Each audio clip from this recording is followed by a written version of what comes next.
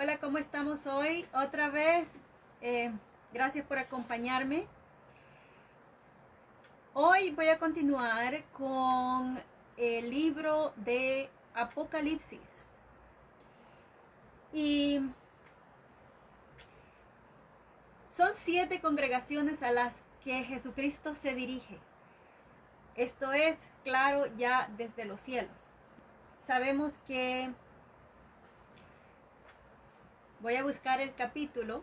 Mi nombre es Judith Mendoza, soy una maestra de enseñanzas bíblicas y también testigo de Dios, testigo de Jehová, también una ministra ordenada. Y testigo, la palabra testigo con el significado que tiene legal. Y las escrituras que puede buscar en referencia a ser un testigo o lo que es un testigo, puede ver 1 de Samuel 12:5, Isaías 43:12 y Miqueas 1:2. El libro de Apocalipsis, y muchas gracias por acompañarme, el libro de Apocalipsis es un libro que es, hey, someone says hey, alguien dice hey. El libro de Apocalipsis es un libro de buenas noticias. Entonces vamos a ver, ¿no?, cómo Jesucristo dirige a Juan. Juan, no el que bautiza, sino que Juan, el que escribe el libro de Apocalipsis y el libro de Juan. Entonces vamos a ver aquí.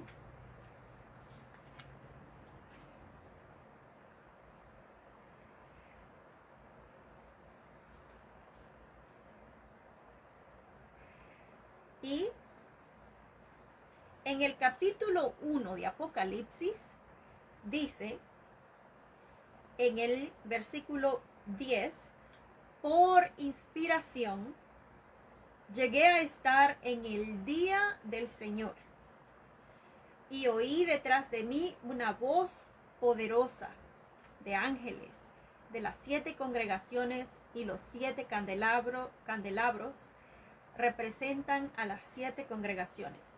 Escribe al ángel de la congregación en Éfeso. Y ese es el que empezó. Pero ahora es en la congregación La Odisea. Y vamos a ver qué es lo que nos dice, cuál es el consejo y cómo nos aplica hoy también. Porque nos aplica el consejo. Ya que viene, la palabra de Dios es por siempre y para siempre. Entonces el consejo que aplicaba entonces también nos aplica ahora. Y es parte también de la primera visión que Juan recibe. Y vamos a ver, empieza en el capítulo 3 de Apocalipsis. Apocalipsis 3, 14. Ahí comienza y vemos que Jesucristo se ha estado describiendo. Cada vez que se le dice que escriba a una congregación, a Juan, Jesucristo da una descripción personal suya. Entonces vamos a ver lo que dice ahí. En el 3:14 comienza el mensaje a la congregación de la Odisea. Y dice, escríbele al ángel de la congregación de la Odisea. Esto es lo que dice el Amén, el testigo fiel y verdadero, el principio de la creación de Dios. Conozco tus hechos y sé que no eres ni frío ni caliente. Ojalá fueras frío o caliente, pero como eres tibio, ni caliente ni frío, te voy a vomitar de mi boca. Tú dices, soy rico, he conseguido riquezas y no necesito absolutamente nada, pero no te das cuenta de que eres desdichado, digno de lástima, pobre y ciego, y de que estás desnudo. Por eso te aconsejo que me compres oro refinado por el fuego, para que te hagas rico. Ropas blancas, para que vayas vestido y no quede a la vista de la vergüenza de tu desnudez. Y pomada para los ojos, que te la apliques y puedas ver. Y continúa en el 19 y dice: yo corrijo y disciplino a todos a los que les tengo cariño. Así que demuestra entusiasmo y arrepiéntete. Mira, estoy de pie llamando a la puerta. Si alguien oye mi voz y abre la puerta, entraré en su casa y cenaré con él y él conmigo. Al que venza, le concederé sentarse conmigo en mi trono, así como yo vencí y me senté con mi Padre en su trono. El que tenga oídos, que oiga lo que el Espíritu les dice a las congregaciones. Entonces vemos que es muy interesante lo que le dice Jesucristo a la Odisea, a la congregación de la Odisea. Y vemos ahí también cómo cuenta, cómo tenemos que tener en cuenta nuestra espiritualidad y actividades que deben acompañar el ser espirituales. O si decimos, yo soy un seguidor o una seguidora de Jesucristo. La Odisea es una de las últimas congregaciones, de las 7, que reciben un mensaje de Jesucristo ya en los cielos. Este mensaje, vemos que Jesucristo se ha continuado comunicando con sus seguidores. Está diciéndoles que Él está atento a lo que nosotros los humanos estamos haciendo hasta ahora, porque esto no aplica nada más a las congregaciones en el pasado, aplica también a nosotros, que somos y que decimos ser seguidores de Jesucristo. Vemos que ahí Jesucristo le dice, estas son las cosas que dice el amén. La palabra amén significa que llegue a ser, o que se haga así, como se ha dicho. Es por eso que se usa el amén cuando alguien toma oración, hace una oración, o cuando hacemos una oración personal. La última palabra que se dice es amén.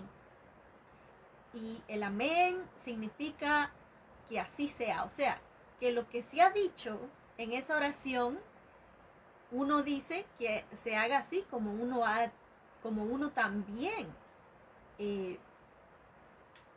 piensa, ¿no? O por medio de lo que se ha dicho, por medio de la oración. O sea, que uno está de acuerdo. Esa es la palabra que estoy buscando. Está de acuerdo con lo que se ha dicho. Ahora, si usted no está de acuerdo con lo que se ha dicho, obviamente no es una oración que uno hace personal, porque uno sabe lo que uno le dice a Dios, ¿no? Pero si alguien toma la iniciativa y hace la oración, esa persona puede hacer la oración. Pero yo puedo decidir participar y aceptar lo que se ha dicho en esa oración, diciendo amén, pero también puedo desistir de participar en lo que se dijo en la oración y no decir amén, no estar de acuerdo. Tenemos el derecho de hacerlo. Vemos ahí que de Jesucristo se dice ser el amén. ¿Por qué? Porque, claro, que por medio de Jesucristo toda la palabra de Dios se hace como Él dice que se va a hacer por medio de Jesucristo es el amén. Se describe así a la congregación de la Odisea. Él también se describe, Jesucristo se describe como el testigo fiel y verdadero, el principio de la creación de Dios. En ningún momento la Biblia sugiere que Dios es Jesucristo o que Jesucristo es Dios. En ninguna parte de la Biblia. Jesucristo mismo ahí nos está diciendo que Él es el principio de la creación de Dios, como también lo corroboran otras escrituras. Ahora, ¿qué más podemos ver ahí? Bueno, vamos a ver lo que nos dice Primera de Corintios 14:16. Y situémonos, porque aquí estamos ahora en el primer siglo. Estos son los seguidores de Jesucristo que están haciendo la voluntad de Dios, siguiendo los pasos de Jesucristo. Y de esa es la misma forma que los testigos de Jehová estamos haciendo hoy día, en el presente. No estamos... es una organización, primeramente, alrededor del mundo, con muchísimas personas, como se describe en Apocalipsis 7:9, dándole servicio sagrado a Dios, representando a Dios aquí en la tierra, siendo testigos fieles, como Jesucristo dice que es también, principalmente. Él es un testigo fiel y verdadero. Nosotros seguimos sus pasos. Vamos a ver Primera de Corintios, y si tiene su Biblia, sería bueno que la busque. Primera de Corintios 14,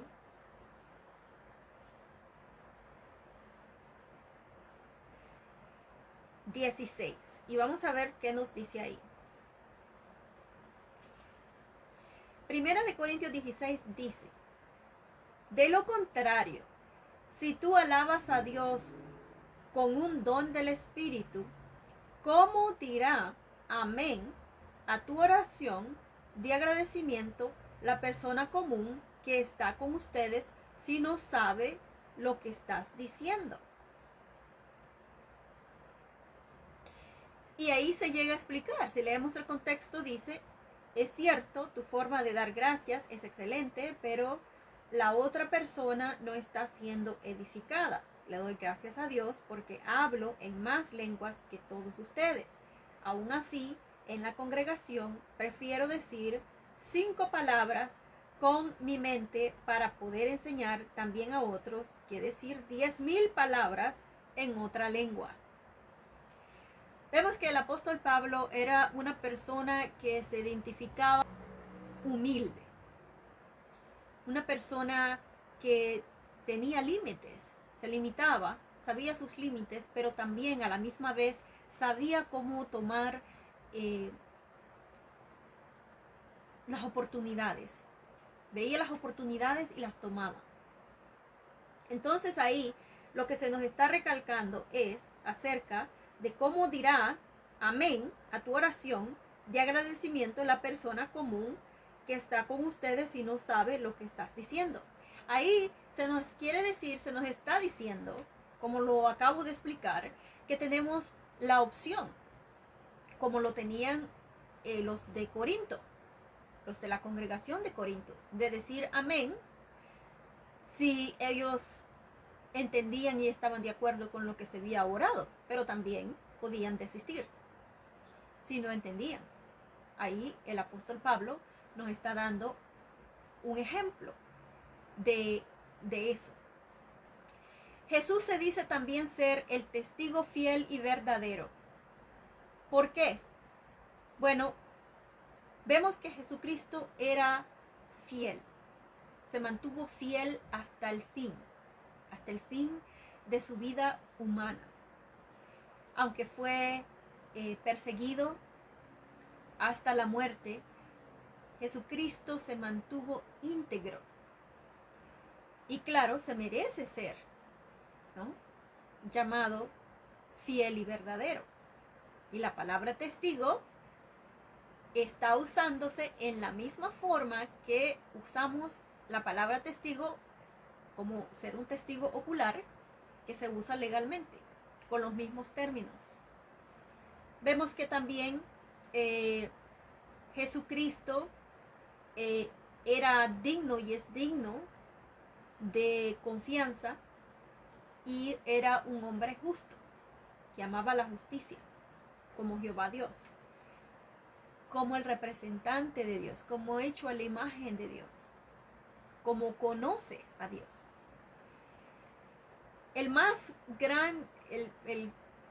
La persona más grande que ha existido en el mundo, en la tierra, como ser humano, de testigo para Jehová Dios, ha sido Jesucristo, que sabemos que ha estado ahí desde la creación, desde el principio.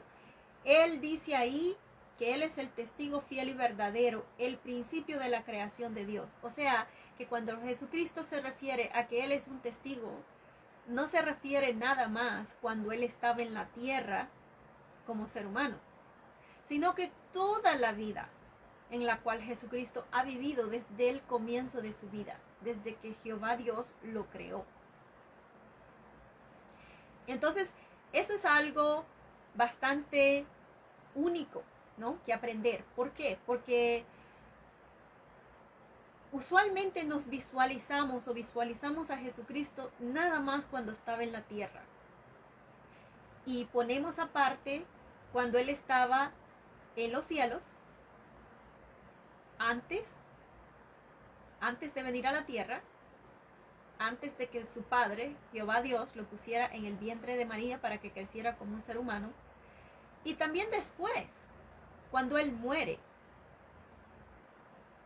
Ya de ahí como que uno también pone a Jesucristo en otro diferente lugar. Y quizás tengamos dificultad entender cómo es que Jesucristo reina desde los cielos, o cómo saber, cómo seguir sus pasos. Pero ahí nos tenemos que concentrar en lo que ya está escrito y lo que Jesucristo ya hizo, para poder entender, ¿no? Entonces después se nos hará mucho más fácil, claro. También ahí el mensaje que tiene para la Odisea es: conozco tus hechos. Otra vez, a otra congregación más, Jesucristo les dice: yo sé lo que ustedes hacen, sus hechos. Se refiere a las cosas espirituales. Tenemos que ver que estamos hablando acerca de las cosas espirituales, de lo que pasó con Jesucristo, de la vida con Jesucristo, de la vida de Jesucristo, en el tiempo de Jesucristo, pero también cómo aplica para nuestros tiempos, para poder discernir, para poder entender. Dice él: conozco tus hechos. O sea que Jesucristo está al tanto de lo que está ocurriendo. A veces uno puede decir: bueno, Dios no se fija en eso. O Jesucristo no se fija en esto o en aquello. Y quizás nos sintamos como perdamos la fe, ¿no? Perdamos la fe. Pero aquí se nos está diciendo que Jesucristo está al tanto. Y cuando estudiamos, a medida que vamos estudiando más y más la Biblia, nos vamos dando cuenta de que Jesucristo está activo en medio de aquellos que le sirven a Jehová Dios, con sus ángeles. Muy ocupado, sigue muy ocupado en el ministerio, en la predicación, que es el método, ¿no?, de salvación. que Jehová Dios ha permitido que se haga. Entonces vemos que les dice, conozco tus hechos, que no eres ni frío ni caliente. Quisiera que fueras frío, o si no, caliente. Así, por cuanto eres tibio, y ni caliente ni frío, voy a vomitarte de mi boca. Imagínense, Jesucristo viene a inspeccionar una congregación y les dice que los va a vomitar. Sabemos que esa expresión es algo fuerte, porque cuando alguien quiere vomitar, primeramente uno no se siente bien y la actividad completa es todo bien cochino, por decirlo así. Pero, ¿cómo respondería usted a un mensaje que procede de Jesucristo? ¿No se pondría uno a pensar y a decir, ¿qué estoy haciendo? ¿No? Nos detendríamos a pensar en ¿por qué? Bueno, ahí se nos dice, Jesucristo también dijo, ¿no? Y entonces estoy leyendo de la traducción del Nuevo Mundo. Entonces ahí Jesucristo dice, y me fui tengo que ir a Apocalipsis otra vez. Apocalipsis era el capítulo 3:14. Lo tengo que buscar de nuevo. Y si tienen su Biblia, es 3:14. Y entonces ahí dice, bueno, vamos a ver el 19, porque el 19, esto es lo que nos dice. Si oyéramos esas palabras, ¿no? Pero también aplican en nuestro tiempo. Cuando nos hacemos un autoexamen, tenemos que pensar en esto. Dice, yo corrijo y disciplino a todos a los que les tengo cariño. Así que demuestra entusiasmo y arrepiéntete. Vemos ahí la palabra otra vez, arrepiéntete. Y sabemos que la base, ¿no?, para el bautismo, como estaba hablando hoy antes, la base para el bautismo es el arrepentimiento. Son nuestras acciones, el arrepentirse, el seguir los pasos de Jesucristo. Pero también, ¿cómo lo vamos a hacer? ¿No? Tenemos que seguir a aquellos a los que Dios ha aprobado. Y eso lo podemos ver, es visible.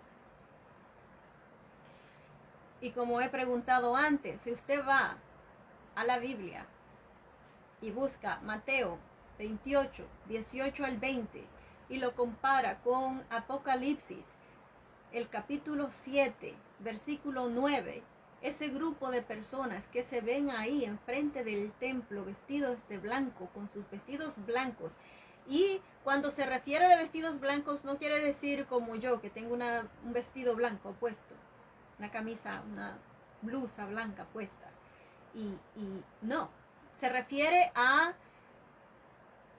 una representación de lo que la persona se convierte, en lo que la persona se convierte, cómo Jehová ve a esa persona. Sabemos que lo blanco se compara con la santidad. Entonces Dios nos ve así, pero ¿cómo? Después que hemos hecho esos cambios, después que hemos dejado atrás, cambiado, no hacer más. Cambiar quiere decir cuando ya uno no hace más aquello. O sea, que si uno hace algo malo, entonces decides, no voy a hacer eso más, porque Dios no lo aprueba. Entonces uno está enseñando que uno se está arrepintiendo y uno toma las acciones necesarias para que aquello llegue a pasar. No es algo como a veces nosotros los seres humanos hablamos y solo se queda en habla, solo se queda en lo que salió de la boca, pero en realidad no hicimos cambios. Nos quedamos nada más con el sentimiento de querer hacer, pero no lo hicimos. El arrepentimiento requiere de que uno haga los cambios apropiados y necesarios de acuerdo a lo que Dios requiere de cada uno de nosotros. O sea, que no va a ser basado en lo que otros humanos dicen o lo que yo piense que es bueno. Y no se refiere a la ropa literal que ando puesto, un vestido blanco, porque puede ser que yo sea la persona peor del mundo y el vestido blanco no me hace la persona mejor del mundo de acuerdo a Dios. No, esos no son el vestir de blanco que habla la Biblia, sino es de la manera que Jehová nos ve, de la manera que Dios dice que nos aprueba, que estamos aprobados, o sea, que estamos en un estado aprobado de parte de Dios, no de parte de otros seres humanos, no de parte de nosotros mismos tampoco. Entonces, vamos a continuar y entonces él dice así, ¿no? Él da el consejo y dice eso, pero vamos a ver Juan, el capítulo 2 de Juan, versículo 17, y si tiene su Biblia, usted puede buscar ahí para que vea lo que dice.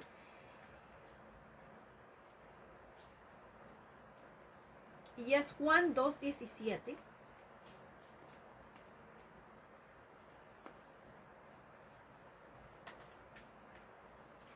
Y voy a leer de la Reina Valera. Juan 2:17 dice: entonces se acordaron sus discípulos que está escrito, el celo de tu casa me consume. Y vemos ahí, ya que estamos en Juan también, y este Juan, ¿no?, es el mismo que escribió el libro de Apocalipsis. Por eso es que vemos que el libro de Juan escribe de una manera diferente, más profunda en las cosas espirituales, porque claro, él ha tenido 16 visiones que se le dieron en el 96 de la era común. En el 98 él empezó a escribir los otros libros. Entonces ahí vemos que aquí, ¿no?, estamos hablando del arrepentimiento. Vemos que Juan, el que bautiza, de acuerdo a lo que nos dice los evangelios, se nos dice que se requería de que la persona se arrepintieran de los pecados que habían cometido contra la ley que Jehová les había puesto por medio de Moisés. Tenían que arrepentirse de sus pecados. Y tenían que aceptar a Jesucristo como Rey, como sumo sacerdote, como alguien que los iba a guiar a tener una reconciliación con Dios. Ahí el mensaje es, y por la razón que ellos están teniendo esta disciplina por medio de Jesucristo, es porque Él les dice a ellos, ¿por qué dices, soy rico y he adquirido riquezas y no necesito absolutamente nada? Pero, les dice Jesucristo, ¿no sabes que eres desdichado y lastimoso y pobre y ciego y desnudo? ¿Por qué les dice Jesucristo estas cosas? Y sabemos que esto va otra vez a la predicación cuando Él estuvo en la tierra. No cambia, no va a cambiar. No va a cambiar porque nosotros los seres humanos tenemos tendencias que son naturales. Naturales como ser humanos que somos, porque sabemos que Adán y Eva eran perfectos, pero de todos modos ellos recurrieron a querer ser más que Dios, saber más que Dios. a desobedecer, a querer tener, a codiciar. Entonces, estas son cosas que las podemos sentir aunque seamos perfectos. Tenemos entonces que tener esto en mente siempre y para siempre. ¿Por qué? Porque si queremos vivir para siempre como Dios nos ha dicho que va a ser, y así va a ser, porque Dios no miente y todas las profecías se han cumplido, quedan unas cuantas por cumplir y las estamos viendo. El que no quiera verlas es ciego espiritualmente. Pero vemos ahí que se dice que esa persona, aunque tiene, esta persona a la que se hablan en esta congregación, en la Odisea, son ricas, tienen dinero, no les hace falta nada. O sea que van al supermercado, y ni siquiera ven el precio de las cosas porque tienen para pagar. Solo van y les dicen, bueno, ¿cuánto es? Y ya. No tienen que preocuparse por estar viendo cuánto es. Porque tienen dinero. Jesucristo les dice, eres desdichado y lastimoso y pobre y ciego y desnudo. Claro que tenemos que enfocarnos, ¿no? ¿De qué Jesucristo está hablando? Si nos acordamos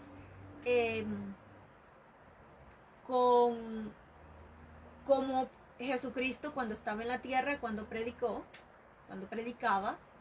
él usaba esta cierta manera de conversar con las personas para hacer a aquella persona razonar de manera espiritual, para que uno se saliera de las cosas físicas, de las cosas materiales y se enfocara en las cosas espirituales.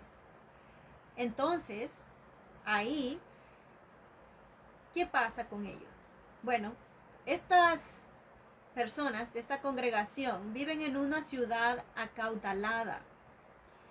Se sienten seguros porque poseen riquezas.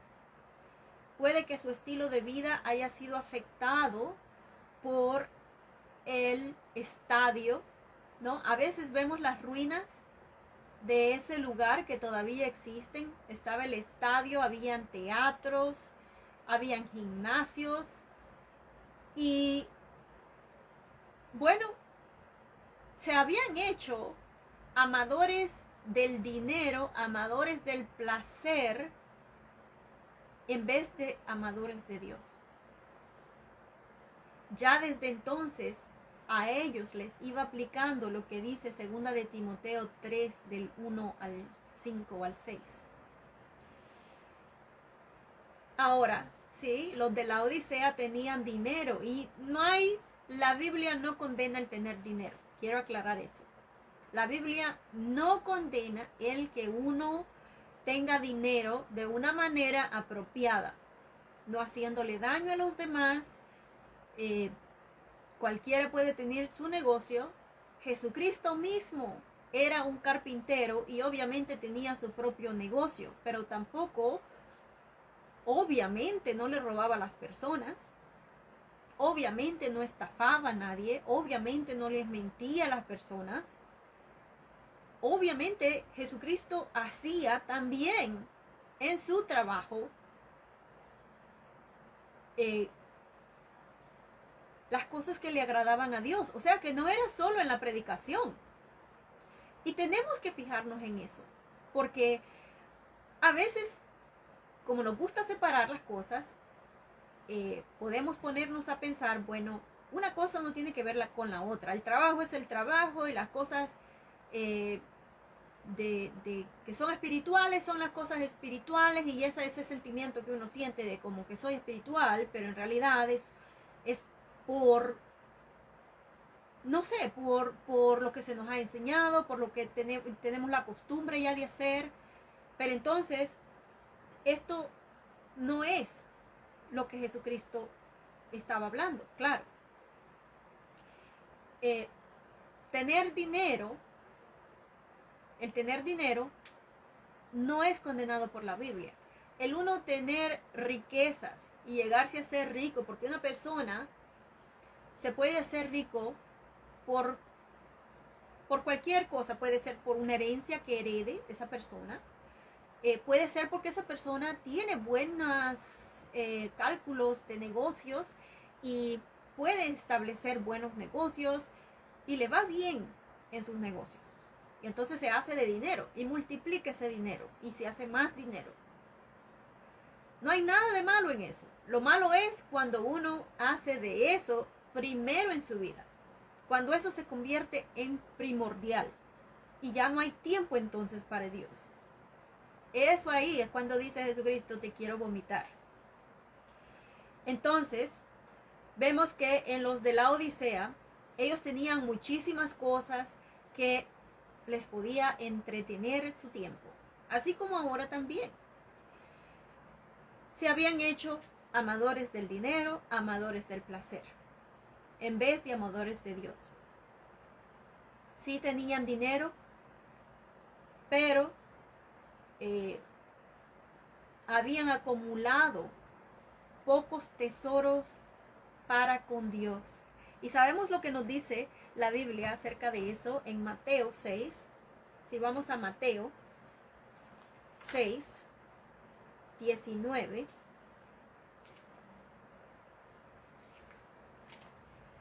Mateo 6, 19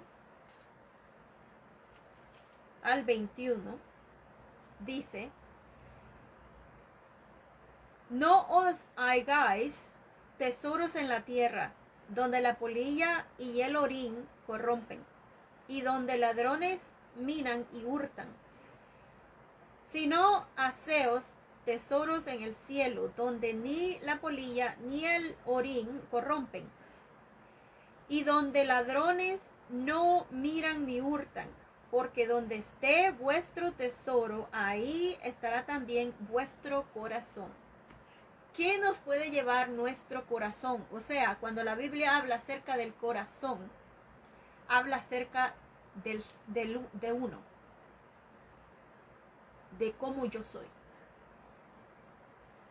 Habla del corazón porque usualmente con el corazón uno siente, uno quiere cosas. Con nuestra mente nosotros pensamos, discernimos, entendemos, hacemos decisiones, tomamos decisiones, calculamos cosas. Entonces ahí se nos está diciendo que es mejor acumular tesoros con Jehová Dios, o sea, teniendo la aprobación de Dios. Pero ellos, los de la Odisea, no han mantenido su ojo sencillo, dando primer lugar a las cosas del reino, poniendo en primer lugar el reino. Acordémonos que ese también es la base por la cual uno también se bautiza, que nos hace súbditos del reino de Dios. El reino de Dios por medio de Jesucristo. Es muy importante el que nosotros tengamos en mente también de que Jesucristo es un rey arriba de todos, incluyendo a los que se dicen ser reyes aquí en la tierra, reyes o presidentes. Entonces también, claro, que sabemos que existe lo que dice Romanos 13, el capítulo 13. Eso es algo que yo lo voy a explicar separado para entender mejor cómo es que aplicamos lo que dice Romanos 13, pero a la misma vez somos conscientes de que Jesucristo es Rey sobre toda la tierra habitada. ¿Y cómo seguimos lo que dice Romanos 13? Y lo puede leer de adelantado. Entonces aquí también se les dice que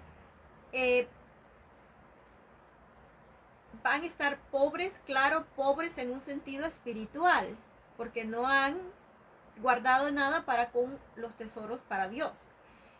también ciegos, ciegos en una forma espiritualmente, no que no vean, sino que ciegos porque a medida de que uno se va alejando, ya uno no estudia la Biblia, uno no ve la Biblia, uno no sabe de las cosas de la Biblia, entonces uno se va alejando de Dios. Y a esa misma vez también uno se va encegueciendo, uno se ciega uno mismo. Y llega hasta, podemos llegar hasta pensar que uno es mejor que Dios, tiene más inteligencia que Dios. Entonces también nos podemos encontrar desnudos o desnudas. ¿Qué quiere decir eso? Bueno, eso es una persona que está desnuda, no tiene ropa. En un sentido espiritual, porque estamos hablando de las cosas espirituales, o sea que no es literal que la persona está desnuda, sin ropa, sino que se tiene que ver con la espiritualidad que uno ha obtenido, pero que así como una persona cuando se emborracha, no sé si usted ha visto, pero yo sí lo he visto, que hay personas que se emborrachan al punto de que se desnudan y las ven en las calles inconscientes, desnudos, no saben cómo perdieron la ropa. Lo mismo puede pasar a nosotros con las cosas que son espirituales. Poco a poco vamos perdiendo nuestra ropa espiritual.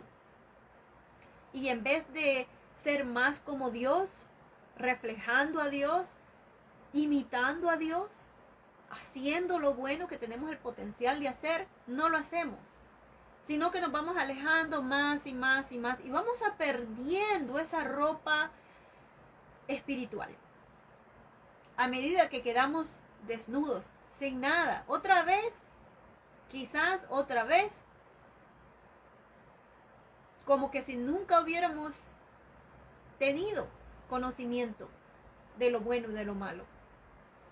Y aparte de lo que nos dice Dios en las Escrituras, Jehová Dios. Entonces puede pasar esa situación. Claro que eso sería una mala condición en la que estar, ¿no? Ahora, ¿qué más se nos dice ahí? Tenemos que se les da el consejo y les dice, te aconsejo, en Apocalipsis 3:18 les dice, te aconsejo que te compres de mí oro acrisolado por fuego para que te enriquezcas. ¿Cómo va a ser? Jesucristo les dice que están haciendo algo malo porque están haciendo riquezas y entonces viene y les dice que le compren, que compren de él oro acrisolado por fuego para que se enriquezcan. ¿De qué está hablando? Bueno, obviamente el verdadero oro del que se habla aquí, o sea, que no es un oro literal, no es un material, sino que está hablando de calidad, algo de calidad. En este caso, como estamos hablando de las cosas espirituales, tiene que ver con el cristiano, la persona que sea una persona espiritual. Entonces, un oro acrisolado por el fuego es librado de toda escoria. No tiene cosas malas en el oro. Es fino. Está acrisolado. Claro que está hablando Jesús acerca de la persona, de la clase de persona que tendría que ser comparado con, si fuera como comparado con un material. Entonces, hacerse ricos de una manera espiritual, porque Jesucristo no está hablando de las cosas financieras, de las cosas materiales. Jesucristo les dice a ellos que lo compren, que les aconseja que compren de él oro acrisolado por el fuego. Sabemos que acrisolado por el fuego quiere decir que no tiene, es un oro puro, que no tiene ninguna mancha, ningún problema, por decirlo así. Ahí El comprar de Jesucristo, la palabra comprar requeriría que, bueno, como estamos hablando de las cosas espirituales, ¿no? Requeriría esfuerzo espiritual para hacer esos cambios. Se les dice después que se arrepientan. El tener arrepentimiento quiere decir que vamos a trabajar para tomar las acciones necesarias y correctas para corregirnos. Lleva esfuerzo para hacer lo bueno, pero cuando llegamos a ese punto en que lo hemos logrado, nos sentimos con una satisfacción grandísima, incomparable, y nos sentimos aceptados y apreciados por Dios.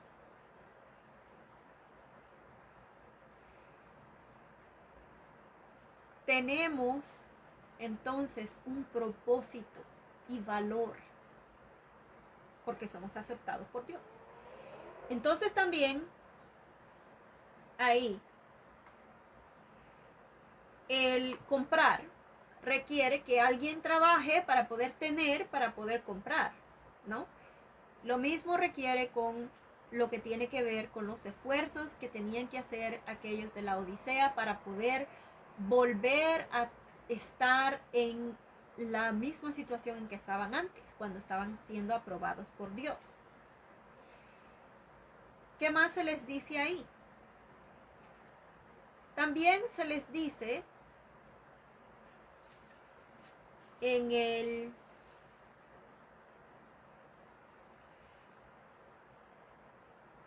Apocalipsis 3:18, el B, dice, se les dice que compren prendas de vestir exteriores blancas, para que llegues a estar vestido y para que la vergüenza de tu desnudez no pueda ser manifiesta, y pomada para los ojos para que te frotes en los ojos a fin de que veas. O sea que tienen que buscar. Uno no puede quedarse ciego espiritualmente. Se nos aconseja que busquemos la cura para la ceguedad espiritual. Y la cura para la ceguedad espiritual es estudiar la Biblia.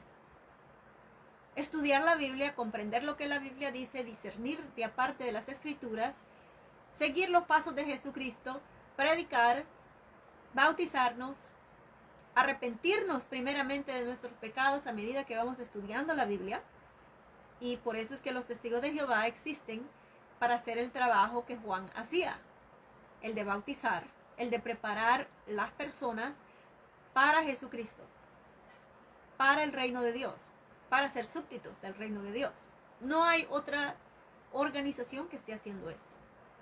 Ninguna otra en la tierra, ni lo va a haber.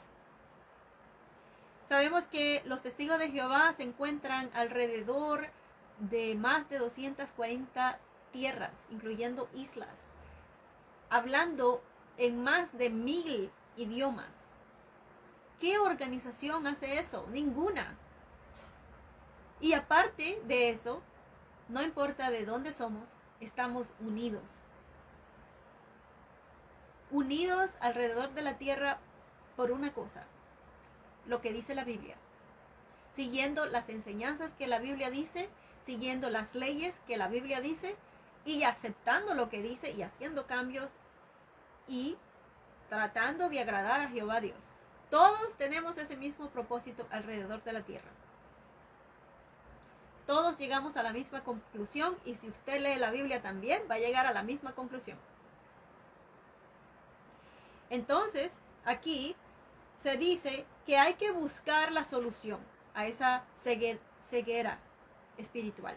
No podemos quedarnos ciegos espirituales. Y especialmente, ¿no?, aquellos a que se han ido y por algún motivo u otro no puedan regresar o no saben cómo regresar. Lo único que hay que hacer es regresar. Más nada.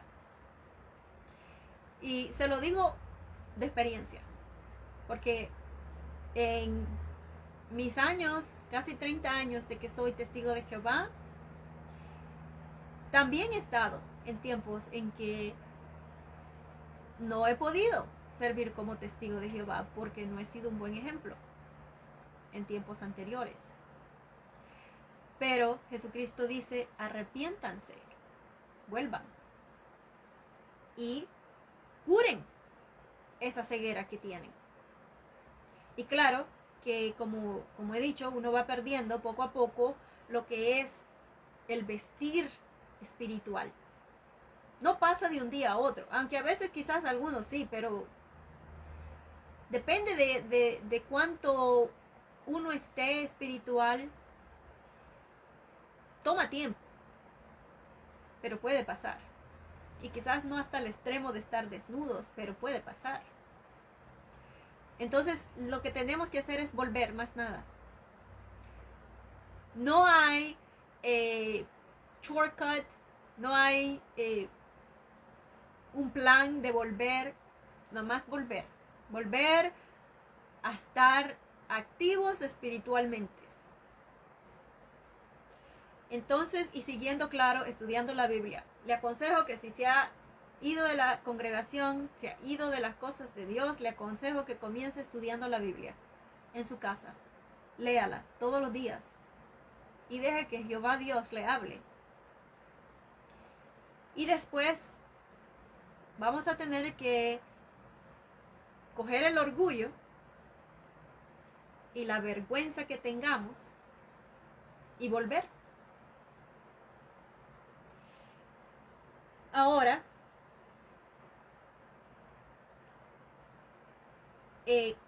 Jesucristo también quiere que ellos vuelvan a tener ese discernimiento espiritual para que vuelvan a la senda de los justos. Eso es lo que Dios quiere para todos. Jehová Dios es el que dice, es el que dijo, es el que ha hecho desde un principio, desde Génesis. Jehová Dios sabía lo que iba a suceder con su propio Hijo unigénito. Y sabemos que en Juan 3:16 es lo que se propuso hacer. A dar a su único Hijo unigénito para que nadie sea destruido. Entonces sabemos que Dios tiene un gran amor para nosotros los humanos. Y también Jesucristo, porque Él de buena gana obedeció a Dios en todo. Ahora, también en lo que tiene que ver con las prendas de vestir de lana negra que se hacen en la misma Laodicea, sino que se pongan prendas de vestir exteriores blancas, prendas que tienen el privilegio de vestir a aquellos que son seguidores de Jesucristo. Y como he mencionado, el grupo que se menciona, queremos estar en el grupo de las personas que se mencionan en Apocalipsis o Revelación 7:9, que salen personas de todas las tribus, lenguas, de todas partes del mundo, que están enfrente del trono de Dios. Para estar enfrente del trono de Dios tenemos que ser aceptados por Dios, por nuestros hechos. No puede ser de las dos maneras, que hacemos lo que nos dé la gana, vivimos de la manera que querramos vivir nosotros sin que nadie nos diga nada, y también creernos que estamos siendo aprobados por Dios. No es así. Sería que nos estuviéramos mintiendo a nosotros mismos, porque la Biblia no dice eso. Por eso es que yo le digo que vea lo que la Biblia dice, porque puede ser que lo que yo digo, que está en la Biblia, le parezca un poquito muy fuerte, muy picante. No es comida, pero bueno, puede ser que sea así como y lo vamos a ver después, que se menciona así, que las personas se sienten como que están siendo torturadas por la palabra de Dios. por lo que dice, porque Dios les está haciendo daño. Claro que sabemos que no es así. Sabemos que todo lo que está en la Biblia es para nuestro bien, para nuestro bienestar físico y mental también. Ahora, también se dice que a todos aquellos a quienes les tengo cariño los censuro y los disciplino. Por lo tanto, sé celoso y arrepiéntete. Celoso en las cosas espirituales, no que sea celoso que tenga que ver, tenemos que ver, ¿no? Lo que estamos hablando son de las cosas espirituales. Ahí no quiere decir que uno sea celoso por lo que el marido hizo, por lo que la mujer le hizo al marido, la esposa le hizo al marido, o por celoso por otras cosas, ¿no? De que uno sea celoso o envidioso. No es de eso que está hablando Jesucristo, sino que celoso de que uno siente esa energía por querer agradar a Dios y por querer hacer la voluntad de Dios. Y entonces también se nos menciona arrepiéntete. Eso me aplica a mí, te aplica a ti y le aplica a todo mundo, individualmente, porque cada quien tenemos nuestra relación con Dios, ya sea de enemigos con Dios o de amigos con Dios. Nosotros los seres humanos somos los que por nuestras acciones vamos a decidir qué somos, qué relación tenemos con Dios. ¿Qué más? Bueno, se nos está diciendo que Jesucristo nos disciplina porque nos ama. Entonces, cuando vemos disciplina, cuando obtenemos disciplina, especialmente si somos ya personas que nos hemos bautizado o personas que queremos bautizarnos, tenemos que saber que Dios nos quiere, nos ama y nos disciplina. La disciplina es parte del amor que Dios nos da. No nos hace daño, sino que nos corrige para ser aceptables a Él, para beneficiarnos a nosotros mismos. Yo puedo testificar que es así. No hay mejor manera que vivir. Entonces, Él dice, mira, Jesucristo les dice, mira, estoy de pie a la puerta y toco. Imagínense Jesucristo tocando a la puerta. Dice, si alguno oye mi voz y abre la puerta, yo entraré en su casa y cenaré con él y él conmigo. Recuerdo lo que dice Apocalipsis 3:20. Claro que los cristianos en la Odisea, si tan solo recibieran a Jesucristo en su congregación, Él les ayudaría a vencer su tibieza.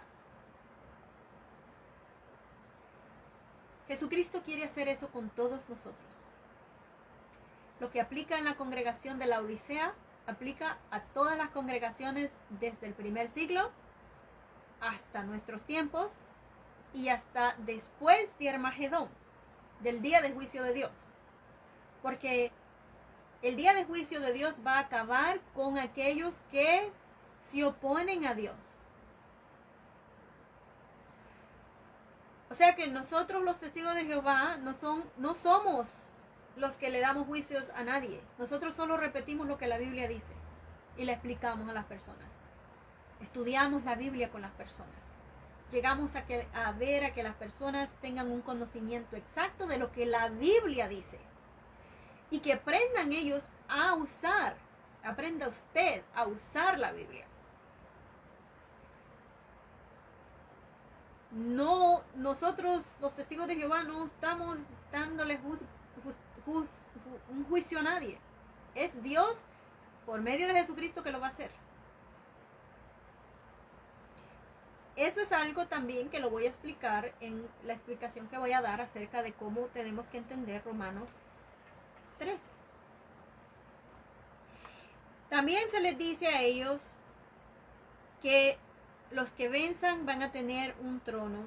Dice, al que venza le concederé sentarse conmigo en mi trono, así como yo vencí y me senté con mi Padre en su trono. Jesucristo, otra vez, se está refiriendo a su Padre. Jehová es Jehová, Jesucristo es Jesucristo. Dos personas separadas, individuales, no son las mismas personas.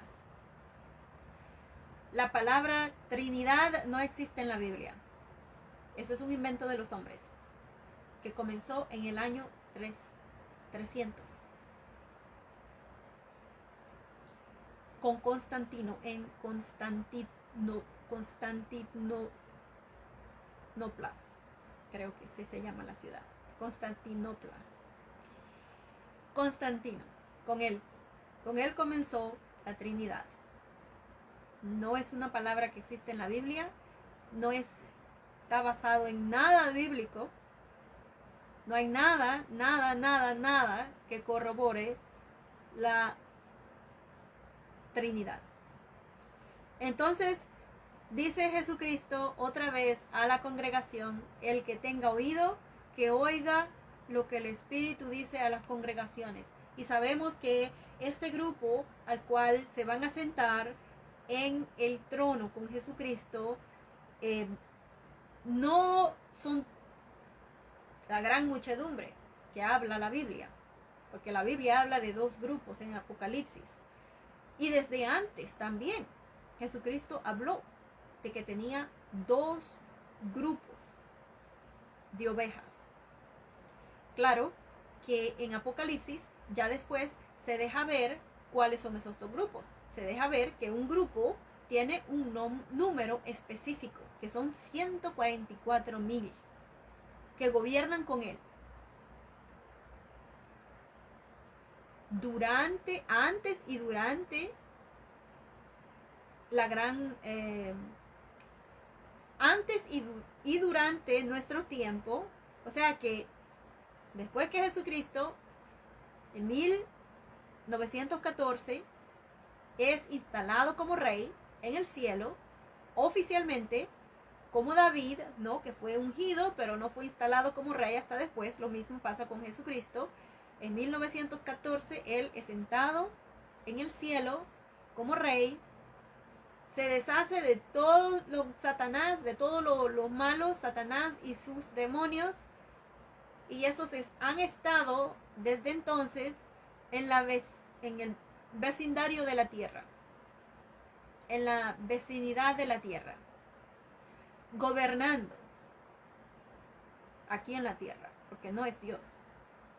Y Jesucristo ha estado desde 1914 gobernando entre sus enemigos, que son Satanás, los demonios, y la gente que son como Satanás y los demonios, que no quieren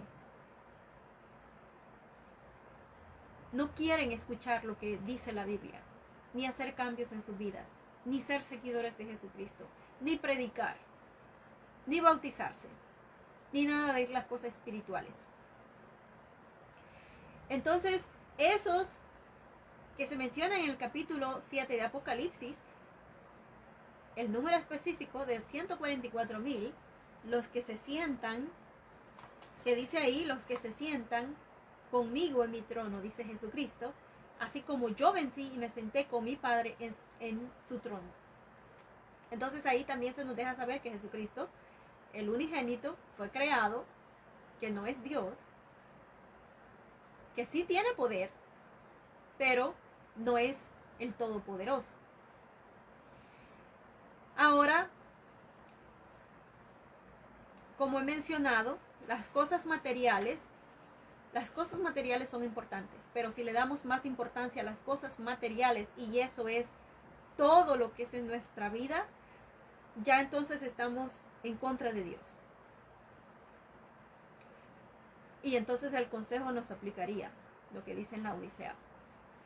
El tener dinero no es lo malo. Hay muchas personas que tienen dinero, tienen educación, o algunas no tienen educación de las escuelas que dan educación, pero se han educado a ellas mismas o tienen la educación que es la más grande que puede uno tener, que es la del Dios Todopoderoso. Y entonces por ese motivo también pueden tener entendimiento de todas las otras cosas y pueden hacerse no de las cosas espirituales, ¿no? Porque de la predicación nosotros no hacemos negocio. Pero claro, el tener más entendimiento, Jehová le da a uno más inteligencia, le bendice el fruto de las manos o lo que uno hace con sus manos, y entonces nos beneficiamos de eso de una manera financiera también, porque hacemos un mejor trabajo. Y entonces podemos obtener más. Y de eso es lo que yo estoy hablando. Entonces, esa fue lo que hemos visto con estas 7 congregaciones. Hemos visto la personalidad de Jesucristo, hemos visto cómo Jesucristo está al tanto de todo lo que está pasando con todos aquellos que le sirven, todos aquellos que son sus seguidores, cómo Él ha ido a examinar, a inspeccionar las congregaciones, y cómo también eso sirve como ejemplo para saber lo que está pasando ahora en nuestros tiempos. También con nosotros que queremos ser seguidores y que somos seguidores de Jesucristo, siguiendo sus pasos a la manera que Jesucristo dijo que se hiciera. Ahora, la siguiente vez, la semana que viene, voy a entrar en lo que es la segunda visión que tiene Juan, que se le da a Juan. Y esta visión nos va a llevar a la presencia de Jehová Dios en su trono celestial. Vamos a poder visualizar el reino de Dios en los cielos. Y ver, por medio de lo que Juan ve, poder ver y entender mejor a Jehová Dios, nuestro Creador. Bueno, hasta ahora eso fue todo, y le doy muchas gracias por haberme acompañado. Y entonces después, la semana que viene, voy a continuar con la segunda visión del libro de Apocalipsis. Ok, pase buenas noches.